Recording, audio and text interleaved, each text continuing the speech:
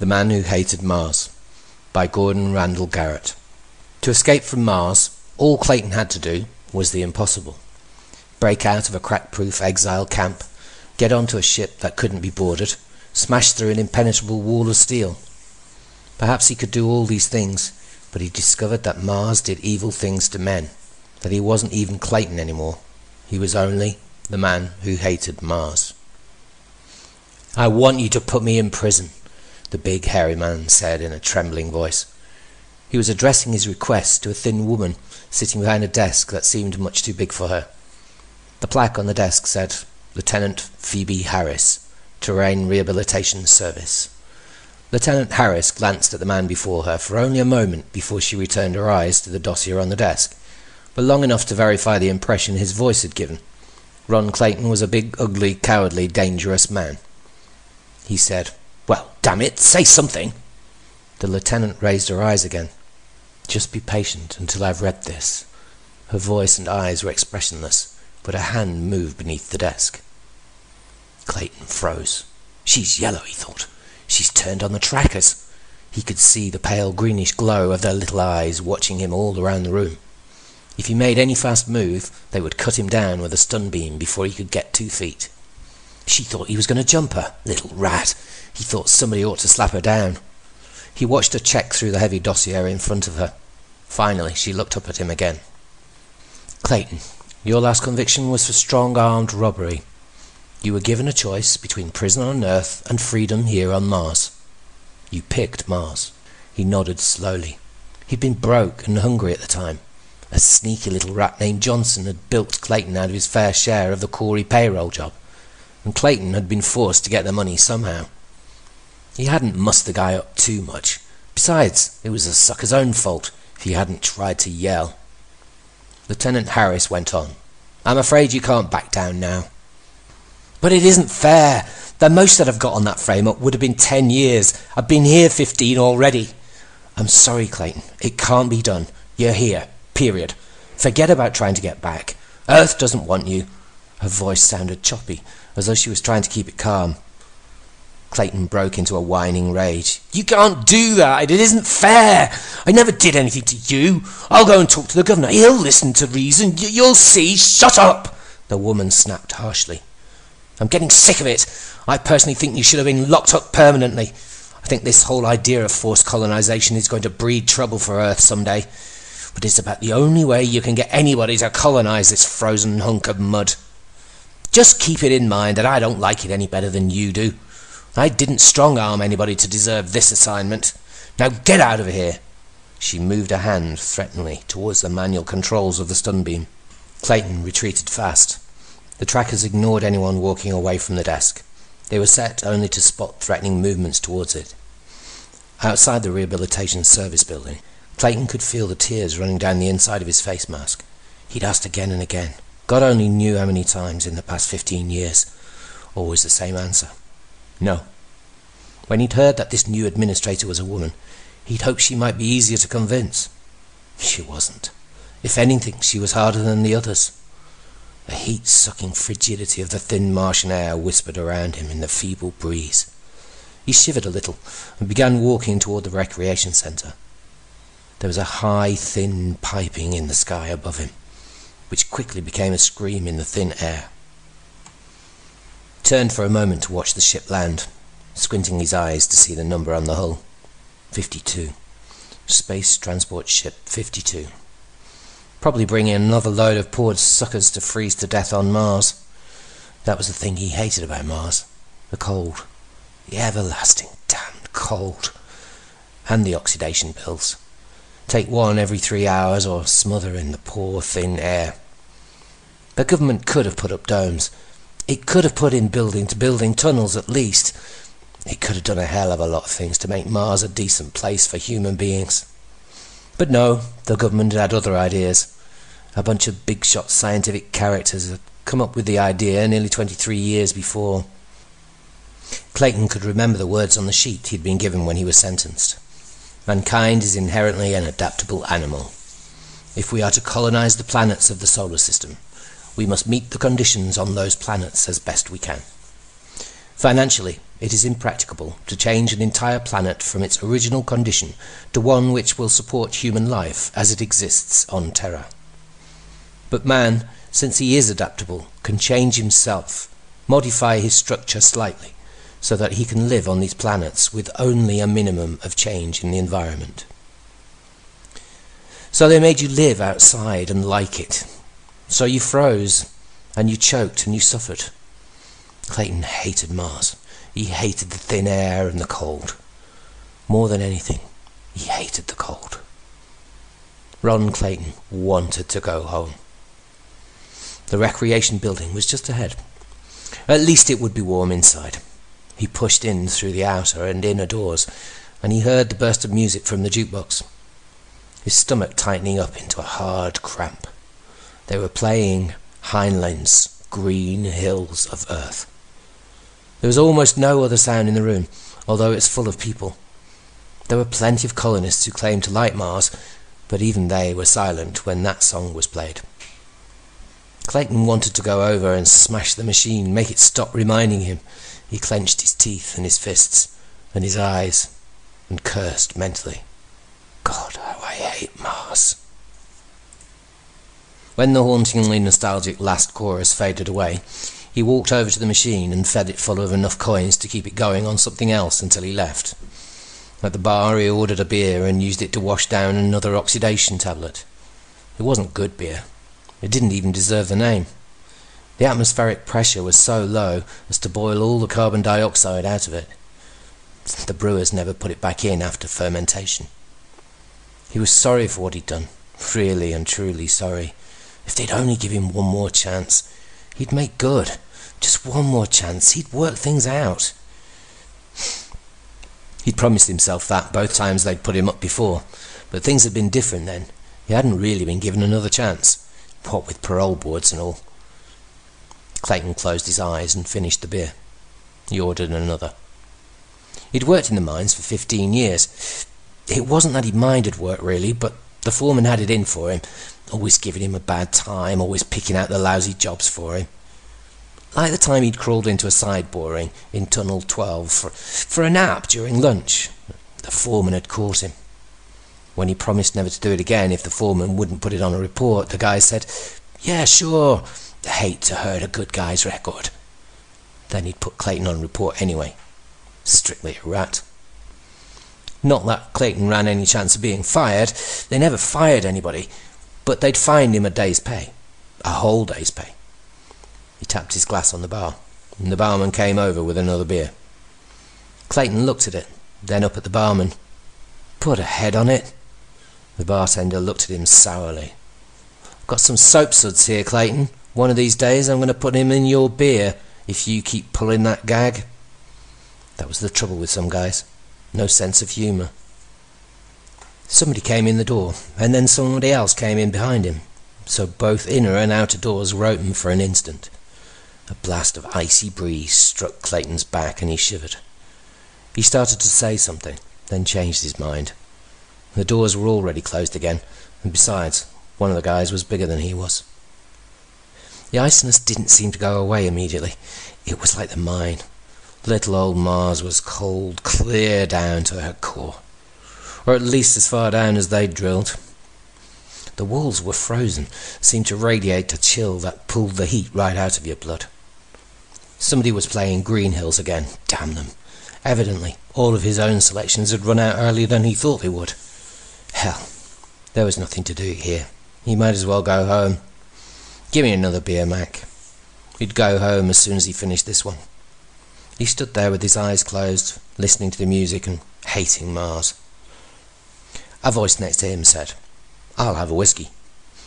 The voice sounded as if the man had a bad cold, and Clayton turned slowly to look at him. After all the sterilization they went through before they left Earth, nobody on Mars ever had a cold. So there was only one thing that would make a man's voice sound like that. Clayton was right. The fellow had an oxygen tube clamped firmly over his nose. He was wearing the uniform of the Space Transport Service. "Just get in on the ship?" Clayton asked conversationally. The man nodded and grinned. "Yeah, 4 hours before we take off again." He poured down the whiskey. "Sure cold out." Clayton agreed. It's always cold. He watched enviously as the spaceman ordered another whiskey. Clayton couldn't afford whiskey. He probably could have by this time, if the mines had made him a foreman like they should have. Maybe he could talk the spaceman out of a couple of drinks. "My name's Clayton. Ron Clayton." The spaceman took the offered hand. "Mine's Parkinson, but everybody calls me Parks." "Sure, Parks. Can I buy you a beer?" Parks shook his head. "No, thanks. I started on whiskey." "Here, let me buy you one." "Well, thanks. Don't mind if I do." They drank them in silence, and Parks ordered 2 more. "Been here long?" Parks asked. 15 years. 15 long, long years." "Did you, I mean..." Parks looked suddenly confused. Clayton glanced quickly to make sure the bartender was out of earshot. Then he grinned. "You mean, am I a convict?" "No, I came here because I wanted to. But," he lowered his voice, "we don't talk about it around here, you know?" He gestured with one hand, a gesture that took in everyone else in the room. Parks glanced around quickly, moving only his eyes. "Yeah, I see," he said softly. "This your first trip?" asked Clayton. "First time to Mars. Been on the lunar run a long time." "Low pressure bother you much?" "Not much. We only keep it as 6 pounds in the ships. Half helium, half oxygen. Only thing that bothers me is the oxy here, or rather the oxy that isn't here." He took a deep breath through his nose tube to emphasize his point. Clayton clamped his teeth together, making the muscles at the side of his jaw stand out. Parks didn't notice. "You guys have to take those pills, don't you?" "Yeah." "I had to take them once. Got stranded on Luna. The cat I was in broke down 80-some miles from Aristarchus base, and I had to walk back with my oxy low. Well, I figured..." Clayton listened to Parks' story with a great show of attention, but he had heard it before. This lost on moon stuff and its variations had been going the rounds for 50 years. Every once in a while it actually did happen to someone, just often enough to keep the story going. This guy did have a couple of new twists, but not enough to make the story worthwhile. "Boy," Clayton said when Parks had finished, "you were lucky to come out of that alive." Parks nodded, well pleased with himself, and bought another round of drinks. "Something like that happened to me a couple of years ago," Clayton began. "I'm supervisor on the 3rd shift in the mines at Zante, but at the time I was only a foreman. One day, a couple of guys went to the branch tunnel to..." It was a very good story. Clayton had made it up himself, so he knew that Parks had never heard it before. It was gory in just the right places, with a nice effect at the end. "So I had to hold up the rocks with my back while the rescue crew pulled the others out of the tunnel by crawling between my legs. Finally they got some steel beams down there to take the load off, and I could let go. I was in hospital for a week," he finished. Parks was nodding vaguely. Clayton looked up at the clock above the bar and realized that they'd been talking for better than an hour. Parks was buying another round. Parks was a hell of a nice fellow. There was, Clayton found, only one trouble with Parks. He got to talking so loud that the bartender refused to serve either one of them anymore. The bartender said Clayton was getting loud too, but it was just because he had to talk loud to make Parks hear him. Clayton helped Parks put his mask and parka on, and they walked out into the cold night. Parks began to sing Green Hills. About halfway through, he stopped and turned to Clayton. "I'm from Indiana." Clayton had already spotted him as an American by his accent. "Indiana? That's nice. Real nice." "Yeah, you talk about green hills. We got green hills in Indiana. What time is it?" Clayton told him. "Jeez, whole spaceship takes off in an hour. Ought to have one more drink first." Clayton realized he didn't like Parks, but maybe he'd buy a bottle. Sharky Johnson worked in fuel section, and he made a nice little sideline of stealing alcohol, cutting it, selling it. He thought it was really funny to call it Martian gin. Clayton said, "Let's go over to Sharky's. Sharky'll sell us a bottle." "Okay," said Parks. We'll get a bottle. That's what we need, a bottle. It was quite a walk to Shark's place, and it was so cold that even Parks was beginning to sober up a little. He was laughing like hell when Clayton started to sing. We're going over to the Sharks to buy a jug of gin for Parks. Hi-ho, hi-ho, hi-ho. One thing about a few drinks, you didn't get so cold. You didn't feel it too much, anyway. The Shark still had his light on when they arrived. Clayton whispered to Parks. I'll go in. He knows me. He wouldn't sell it if you were around. You got 8 credits. Sure, I got 8 credits. Just a minute, and I'll give you 8 credits. He fished around for a minute inside his parka and pulled out his note case. His gloved fingers were a little clumsy, but he managed to get out a 5 and 3 ones and hand them to Clayton. You wait here, Clayton said. He went in through the outer door and knocked on the inner one. He should have asked for 10 credits. Sharky only charged 5, and that would leave him 3 for himself. But he could have got 10, maybe more. When he came out with the bottle, Parks was sitting on a rock shivering. Jeez, he said. It's cold out here. Let's get someplace where it's warm. Sure, I got the bottle. Want a drink? Parks took the bottle, opened it, and took a good belt out of it. Whew, he breathed. Pretty smooth. As Clayton drank, Parks said, Hey, I better get back to the field. I know, we can go to the men's room and finish the bottle before the ship takes off. Isn't that a good idea? It's warm in there. They started back down the street toward the space field. Yeah, I'm from Indiana. Southern part, down near Bloomington, Parks said. Give me the jug. Not Bloomington, Illinois. Bloomington, Indiana. We really got green hills down there. He drank and handed the bottle back to Clayton. Personally, I don't see why anybody stays on Mars. Here you're practically on the equator in the middle of the summer and it's colder than hell. Now, if you were smart, you'd go home where it's warm. Mars wasn't built for people to live on anyhow. I don't see how you stand it.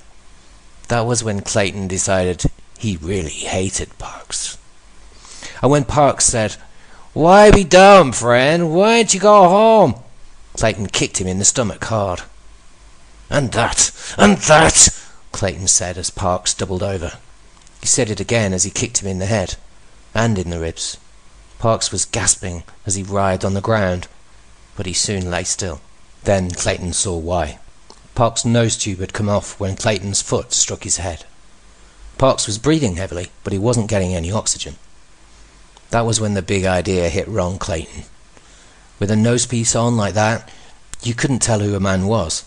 He took another drink from the jug, and then he began to take Parks' clothes off. The uniform fit Clayton fine, and so did the nose mask. He dumped his own clothing on top of Parks' nearly nude body, adjusted the little oxygen tank so that the gas would flow properly through the mask, took the first deep breath of good air he'd had in 15 years, and walked towards the space field. He went into the men's room at the port building, took a drink, and felt in the pocket of the uniform for Parks' identification. He found it and opened the booklet. It read, Parkinson, Herbert J. Steward, 2nd class, STS. Above it was a photo and a set of fingerprints. Clayton grinned. They'd never know it wasn't Parks getting on the ship. Parks was a steward too, a cook's helper. That was good. If he'd been a jetman or something like that, the crew might wonder why he wasn't on duty at takeoff. But a steward was different. Clayton sat for several minutes looking through the booklet and drinking from the bottle. He emptied it just before the warning sirens keened through the thin air. Clayton got up and went outside toward the ship. Wake up! Hey, you! Wake up! Somebody was slapping his cheeks. Clayton opened his eyes and looked at the blurred face over his own. From a distance another voice said, Who is it? The blurred face said, I don't know. He was asleep behind these cases. I think he's drunk. Clayton wasn't drunk. He was sick. His head felt like hell. Where the devil was he? Get up, bud. Come on, get up. Clayton pulled himself up by holding to the man's arm. The effort made him dizzy and nauseated. The other man said, Take him down to sickbay, Casey. Get some thiamine into him. Clayton didn't struggle as they led him down to the sickbay. He was trying to clear his head. Where was he? He must have been pretty drunk last night. He remembered meeting Parks and getting thrown out by the bartender. Then what? Oh yeah, he'd gone to the Sharks for a bottle. From there on it was mostly gone. He remembered a fight or something, but that was all that registered. The medic in the sickbay fired 2 shots from a hypo gun into his arms, but Clayton ignored the slightest thing. Where am I? Real original. Here, take these. He handed Clayton a couple of capsules and gave him a glass of water to wash them down with. When the water hit his stomach, there was an immediate reaction. Oh, Christ, the medic said. Get him up, somebody. Here, buddy, heave into this. It took them the better part of an hour to get Clayton awake enough to realise what was going on and where he was. Even then, he was plenty groggy. It was the first officer of the SDS-52 who finally got the story straight. As soon as Clayton was in condition, the medic and the quartermaster officer who had found him took him up to the first officer's compartment. I was checking through the stores this morning when I found this man. He was asleep, dead drunk, behind the crates. He was drunk all right, supplied the medic. I found this in his pocket. He flipped a booklet to the first officer. The first was a young man, not older than 28, with tough-looking grey eyes. He looked over the booklet. Where did you get Parkinson's ID booklet? And his uniform? Clayton looked down at his clothes in wonder. I don't know. You don't know? That's a hell of an answer. Well, I was drunk, Clayton said defensively. A man doesn't know what he's doing when he's drunk. He frowned in concentration. He knew he'd have to think up some story. I kind of remember we made a bet. I bet him I could get on the ship, sure. I remember now. That's what happened. I bet him I could get on the ship and we traded clothes. Where is he now? Well, at my place, sleeping it off, I guess. Without his oxy mask? Oh, I gave him oxidation pills for the mask. The first shook his head. It sounds like the kind of trick Parkinson would pull, all right. I'll have to write it up and turn you both in to the authorities when we hit Earth. He eyed Clayton. What's your name? Cartwright, Sam Cartwright, Clayton said without batting an eye. Volunteer or convicted colonist? Volunteer. The first looked at him for a long moment, disbelief in his eyes. It didn't matter. Volunteer or convict, there was no place Clayton could go.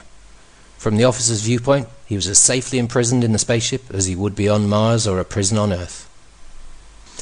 The first wrote in the logbook, and then said, Well, we're one man short in the kitchen. You wanted to take Parkinson's place, brother, you got it. Without pay. He paused for a moment. You know, of course, he said judiciously, that you'll be shipped back to Mars immediately, and you'll have to work out your passage both ways. It will be deducted from your pay. Clayton nodded. I know. I don't know what else will happen. If there's a conviction, you may lose your volunteer status on Mars, and there may be fines taken out of your pay too. Well, that's all, Cartwright. You can report to Kissman in the kitchen. The first pressed a button on his desk and spoke into the intercom. Who was on duty at the airlock when the crew came aboard last night? Send him up. I want to talk to him. Then the quartermaster officer led Clayton out of the door and took him to the kitchen. The ship's driver tubes were pushing it along at a steady 500 centimeters per second squared, pushing her steadily closer to Earth with a little more than half a gravity of drive. There wasn't much for Clayton to do, really. He helped to select the foods that went into the automatics, and he cleared them out after each meal was cooked. Once every day he had to partially dismantle them for a really thorough going over. And all the time he was thinking, Parkinson must be dead, he knew that. That meant the chamber. And even if he wasn't, they'd send Clayton back to Mars. Luckily, there was no way for either planet to communicate with the ship. It was hard enough to keep a beam trained on a planet without trying to hit such a comparatively small thing as a ship. But they would know about it on Earth by now. They would pick him up the instant the ship landed, and the best he could hope for was a return to Mars. No, by God, he wouldn't go back to that frozen mud ball. He'd stay on Earth, where it was warm and comfortable, and a man could live where he was meant to live, where there was plenty of air to breathe and plenty of water to drink, where the beer tasted like beer and not like slop. Earth. Good green hills, the like of which exists nowhere else. Slowly, over the days, he evolved a plan. He watched and waited and checked each little detail to make sure nothing could go wrong. It couldn't go wrong. He didn't want to die, and he didn't want to go back to Mars. Nobody on the ship liked him. They couldn't appreciate his position. He hadn't done anything to them, but they just didn't like him. He didn't know why. He tried to get along with them. Well, if they didn't like him, the hell with them. If things worked out the way he figured, they'd be damn sorry. He was very clever about the whole plan. When turnover came, he pretended to get violently space sick. That gave him an opportunity to steal a bottle of chloral hydrate from the medic's locker. And while he worked in the kitchen, he spent a great deal of time sharpening a big carving knife. Once, during his off time, he managed to disable one of the ship's 2 lifeboats. He was saving the other for himself. The ship was 8 hours away from Earth, and still decelerating when Clayton pulled his getaway. It was surprisingly easy. He was supposed to be asleep when he sneaked down to the drive compartment with the knife. He pushed open the door, looked in, and grinned like an ape. The engineer and the 2 jetmen were out cold from the chloral hydrate in the coffee from the kitchen. Moving rapidly, he went to the spares locker and began methodically to smash every replacement part for the drivers. Then he took 3 of the signal bombs from the emergency kit, set them for 5 minutes, and placed them around the driver circuits. He looked at the 3 sleeping men. What if they woke up before the bombs went off? He didn't want to kill them, though. He wanted them to know what had happened and who had done it. He grinned. There was a way. He simply had to drag them outside and jam the door lock. He took the key from the engineer, inserted it, turned it, and snapped off the head, leaving the body of the key still in the lock. Nobody would unjam it in the next 4 minutes. Then he began to run up the stairwell toward the good lifeboat. He was panting and out of breath when he arrived, but no one had stopped him. No one had even seen him. He clambered into the lifeboat, made everything ready, and waited. The signal bombs were not heavy charges. Their main purpose was to make a flare bright enough to be seen for thousands of miles in space. Fluorine and magnesium made plenty of light and heat. Quite suddenly, there was no gravity. He had felt nothing, but he knew that the bombs had exploded. He punched the launch switch on the control board of the lifeboat, and the little ship leaped out from the side of the greater one. Then he turned on the drive, set it at half a G, and watched the SDS-52 drop behind him. It was no longer decelerating, so it would miss Earth and drift on into space. On the other hand, the life ship would come down very neatly within a few hundred miles of the spaceport in Utah, the destination of the SDS-52. Landing the life ship would be the only difficult part of the maneuver, but they were designed to be handled by beginners. Full instructions were printed on the simplified control board.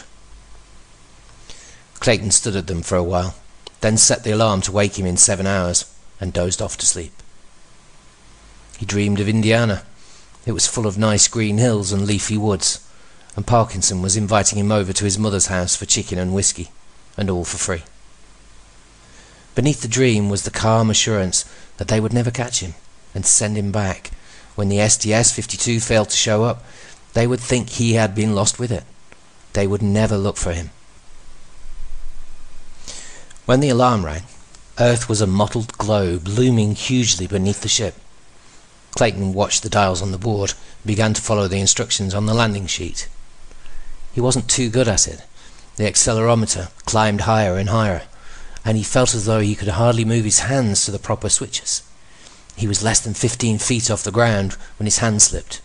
The ship, out of control, shifted, spun, and toppled over on its side, smashing a great hole in the cabin. Clayton shook his head and tried to stand up in the wreckage. He got to his hands and knees, dizzy but unhurt, and took a deep breath of the fresh air that was blowing in through the hole in the cabin. It felt just like home. Bureau of Criminal Investigation, Regional Headquarters, Cheyenne, Wyoming, 20th of January, 2102. 2. Space Transport Service. Subject: Live Ship 2, STS-52. Attention, Mr. P. D. Latimer. Dear Paul, I have on hand the copies of your reports on the rescue of the men on the disabled STS-52. It is fortunate that the lunar radar stations could compute their orbit. The detailed official report will follow, but briefly, this is what happened. The life ship landed, or rather crashed, several miles west of Cheyenne, as you know. But it was impossible to find the man who was piloting it until yesterday because of the weather. He has been identified as Ronald Watkins Clayton, exiled to Mars 15 years ago.